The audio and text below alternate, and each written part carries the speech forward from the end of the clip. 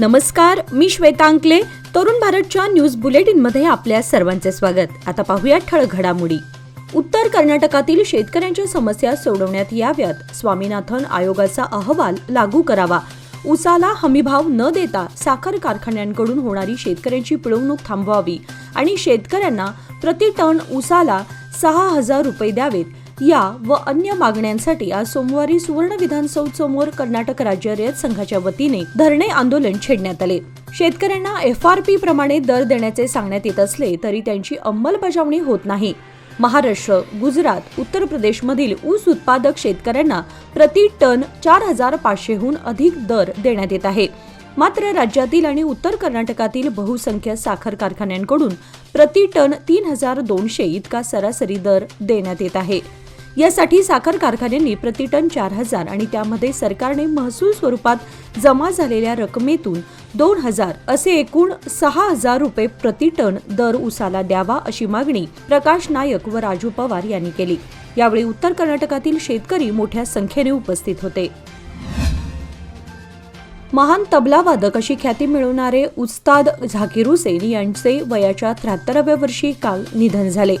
आज सोमवारी सकाळी हिवाळी अधिवेशनात उस्ताद झाकीर हुसेन आणि माजी आमदार C. नरसिंह स्वामी यांना श्रद्धांजली अर्पण करण्यात आली.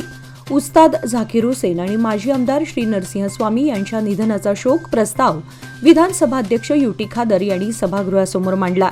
यावेळी श्रद्धांजली वाहताना उपमुख्यमंत्री DK शिवकुमार म्हणाले की झाकीर हुसेन हे हिंदुस्थानी शास्त्रीय संगीताचे गाढे अभ्यासक होते. त्यांच्या निधनाने भारतीय संगीत क्षेत्राची मोठी हानी झाली असल्याचे ते म्हणाले. विरोधी पक्षनेते R. अशोक म्हणाले की झाकीर हुसेन यांनी हिंदुस्थानी शास्त्रीय संगीताला आंतरराष्ट्रीय कीर्तीवर नेऊन पोहोचवले. दोन्ही सभागृहात 2 मिनिटे स्तब्धता पाळून दोन्ही दिवंगतांना श्रद्धांजली वाहण्यात आली.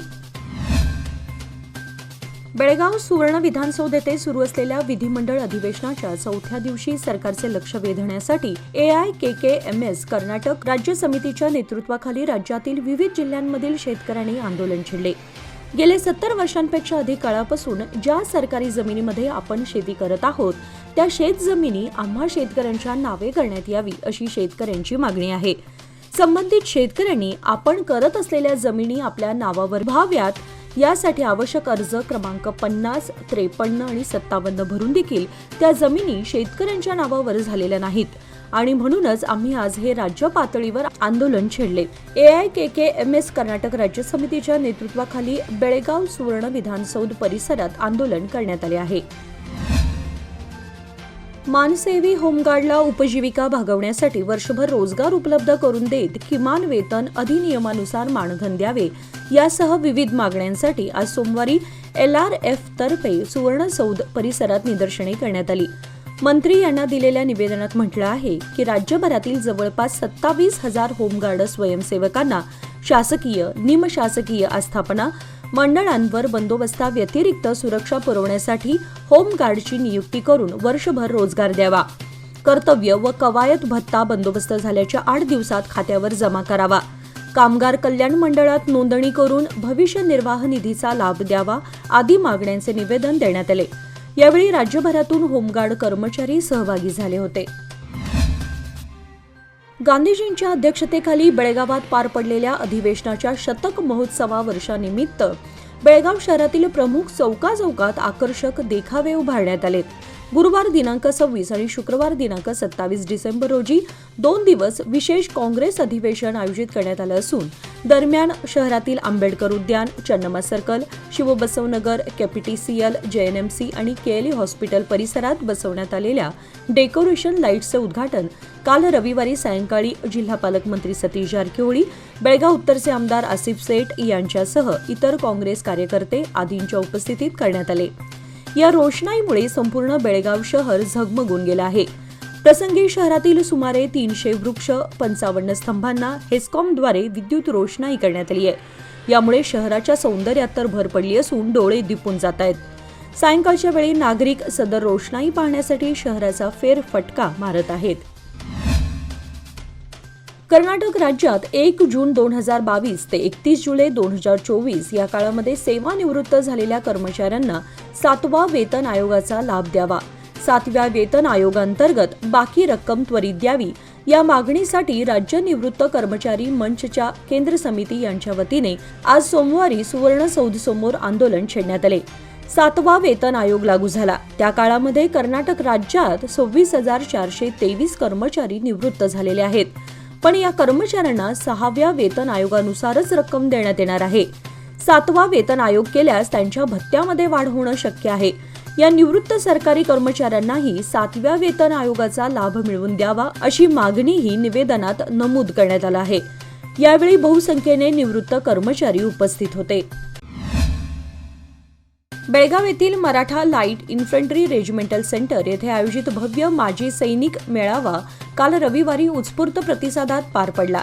लष्कराच्या दक्षिण मुख्यालयातर्फे आयोजित या मेळाव्यामध्ये बेळगाव जिल्हा आणि महाराष्ट्रातील 1,485 माजी सैनिक आणि वीर नारींचा सहभाग होता. सदर मेळाव्याचे उद्घाटन MLRCचे कमांडर ब्रिगेडियर जॉयदीप मुखर्जी यांच्या हस्ते झाले. या मेळाव्यामध्ये पेन्शन संबंधित प्रश्न, वैद्यकीय तपासणी आणि ECHS, DSC, स्पर्श, आधार आणि पॅन कार्ड सेवा यासारख्या सुविधांसाठी समर्पित काउंटर देण्यात आले होते, ज्याचा मेळाव्यात सहभागी लाभार्थींना चांगला फायदा झाला. Cantonment board hospital, military hospital आणि इतर आरोग्य युनिट यांच्या सहकार्याने एक वैद्यकीय शिबिरही आयोजित करण्यात आलं होतं. या शिबिरामध्ये वीर नारी, माजी सैनिक आणि युद्धात अपंग झालेल्या सैनिकांना मोफत वैद्यकीय सेवा पुरवण्यात आली. मेळाव्याच्या निमित्ताने आयोजित विशेष समारंभामध्ये ब्रिगेडियर मुखर्जी यांनी 30 वीर नारी आणि 5 युद्ध अपंग सैनिकांना त्यांच्या सेवा आणि बलिदानाबद्दल सन्मानित केले. युद्ध अपंग सैनिकांना हिरो मोटर्स आणि युद्ध जखमी फेडरेशनद्वारे जीवन सहाय्यक उपकरणे आणि आर्थिक मदत देखील प्रदान करण्यात आली.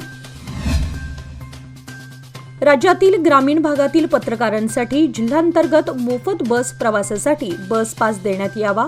शिवाय त्यांच्या भावी उदरनिर्वाहासाठी या अधिवेशनात किमान 30 कोटी तरतूद करा अशी मागणी कर्नाटक वर्किंग जर्नलिस्ट व्हॉइस वतीने मुख्यमंत्री सिद्धरामय्या यांच्याकडे करण्यात आली. नव्या वर्षामध्ये ग्रामीण भागातील पत्रकारांना बस पास वितरण केले जाणार असल्याची माहिती असली तरी त्याचा फायदा सर्व पत्रकारांना झाला पाहिजे अशी मागणी देखील यावेळी करण्यात आली. देशात भोवी समाज बहुसंख्येने राहत आहे, परंतु संघटित नसल्यामुळे या समाजावर सतत शासन दरबारी अन्याय सहन करावा लागतोय. समाजाला संघटित करणं काळाची गरज आहे. राज्य शासनानं इतर समाजाप्रमाणे भोवी समाजाला देखील सवलती द्याव्यात अशी मागणी करत अखिल कर्नाटक भोवी समाज कल्याण संघाच्या वतीने सुवर्णसौध परिसरात आंदोलन छेडले. या समाजाला अनुसूचित जाती प्रमाणपत्र देण्यास तहसीलदार टाळाटाळ करत असल्याने समाजाच्या विद्यार्थ्यांचं खूप मोठं नुकसान होत असल्याचं निवेदनात नमूद करण्यात आले. यावेळी बहुसंख्य समाज बांधव उपस्थित होते. कर्नाटक राज्यातील बाळंतिणींच्या मृत्यूवरून भाजप महिला मोर्चानं काँग्रेस सरकारच्या निष्क्रियतेवर तीव्र टीका केली आहे. महिला मोर्चाच्या शेकडो कार्यकर्त्यांनी बेळगावातील मालिनी सिटी येथे आंदोलन केले आणि नंतर सुवर्ण विधानसौधकडे त्यांनी मोर्चा वळवला. भाजपचे राज्याध्यक्ष BY विजेंद्र यांनी यावेळी काँग्रेस सरकारवर जोरदार टीका केली. ते म्हणाले, उत्तर कर्नाटकातील समस्या सोडवण्यासाठी BS येडियुरप्पा यांनी सुवर्ण विधानसौध उभं केलंय, मात्र सध्याचे सरकार येथे पिकनिक सारखे अधिवेशन घेत आहेत. मुख्यमंत्री भ्रष्टाचाराच्या आरोपांमध्ये अडकले असून त्यांनी पदाचा राजीनामा द्यावा. राज्यात बाळंतिणींचे मृत्यू होत असतानाही मुख्यमंत्री आणि आरोग्यमंत्री याकडे दुर्लक्ष करत आहेत. हे सरकार जनतेच्या जीवाशी खेळत आहेत अशी गंभीर टीका BY विजेंद्र यांनी केली आहे. यानंतर भाजप महिला मोर्चाच्या कार्यकर्त्यांनी सुवर्ण विधानसौधकडे मोर्चा नेऊन घेराव घालण्याचा प्रयत्न केला, मात्र पोलिसांनी त्यांना थांबवलं. यावेळी आंदोलक आणि पोलिसांमध्ये झटापट झाली. त्यानंतर पोलिसांनी महिला कार्यकर्त्यांना ताब्यात घेतले. बेळगाव येथे पहिल्या रेल्वे गेट नजदीक रेल्वे रूळ ओलांडताना लोकलच्या धडकेमध्ये एक 75 वर्षीय इसम गंभीर जखमी झाल्याची घटना सोमवारी सकाळी 9 वाजण्याच्या सुमारास घडली. कडोलकर गल्ली बेळगाव येथील रहिवासी शशिकांत नेमानी उंदरी वय 75 असं जखमी झालेल्या व्यक्तीचं नाव आहे. त्याच्यावर जिल्हा रुग्णालयात अतिदक्षता विभागात उपचार सुरू आहेत अशी माहिती रेल्वे पोलिसांनी दिली. या अपघातामुळे मार्गावरील रेल्वे सेवा काही काळ विस्कळीत झाली होती. चालकाचे नियंत्रण सुटल्याने कचरा टाकणारे वाहन कालव्यात पडल्याने चालकाचा जागीच मृत्यू झाल्याची घटना आज सोमवारी सकाळी घडली. बेळगाव जिल्ह्यातील सौंदत्ती तालुक्यातील मुनवळ्ळी शहराच्या हद्दीमध्ये पालिकेच्या कचरा वाहतूक करणाऱ्या वाहनाचे नियंत्रण सुटून मलप्रभा नदीच्या कालव्यात पडून अपघात झाला. गडिगेप्पा कामण वय 48 याचा जागीच मृत्यू झालाय, तर त्याच्या बाजूला असलेला मंजुनाथ सिंगणा हे सुखरूप पाण्याच्या बाहेर आल्याने थोडक्यात बचावले. पोलिसांनी घटनास्थळी भेट देऊन तपास सुरू केलाय. याचबरोबर आजचे बातमीपत्र इथेच संपले. अधिक माहिती आणि ताज्या घडामोडींसाठी पाहत रहा तरुण भारत न्यूज चॅनल. तसेच आमच्या चॅनलला लाईक, शेअर आणि सबस्क्राईब करायला विसरू नका. आणि विश्वासार्ह बातम्यांसाठी दररोज वाचा दैनिक तरुण भारत. धन्यवाद.